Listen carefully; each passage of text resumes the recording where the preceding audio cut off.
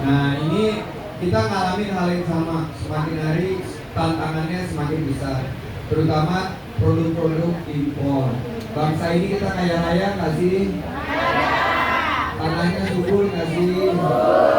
SDM-nya rajin-rajin nggak sih? Tapi kita banyak ekspor atau impor? Makanan kita gimana, ekspor atau impor? Produk-produk kita ekspor atau impor?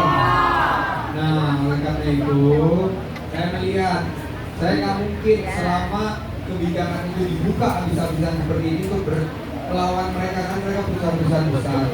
Akhirnya saya reposisi, saya ambil bisnis-bisnis yang susah sekali dikopi oleh perusahaan-perusahaan dari Cina.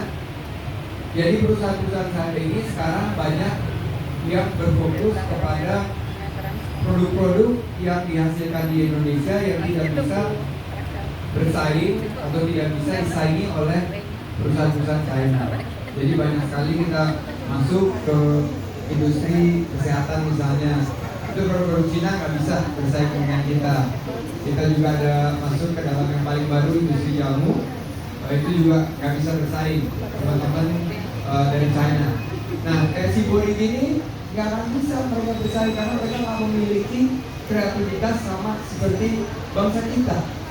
Bangsa kita itu sangat kreatif, punya kemampuan untuk menghasilkan produk-produk ekonomi kreatif itu sangat luar biasa di 16 lebih subsektor ekonomi kreatif. Jadi untuk bisnis gemuk atau lubrikan grease ini, bagi saya selama masih bisa bertahan, nggak apa-apa bertahan. Tapi kalau memang akhirnya terus ke gempur, ibu harus lihat opsi lain, harus lihat alternatif lain. Jadi bagaimana caranya uang ini bisa diputar ke tempat lain. Karena menurut saya industri juga akan semakin menurun nih. Sekarang apalagi kalau di daerah Bekasi ya, Tangerang, pabrik-pabrik semakin hari semakin banyak yang tutup. Industri Indonesia sekarang di bawah 20% daripada ekonomi kita. Nah ini harus diubah mereka ke depan. Tapi kita nggak usah bicara politik di sini.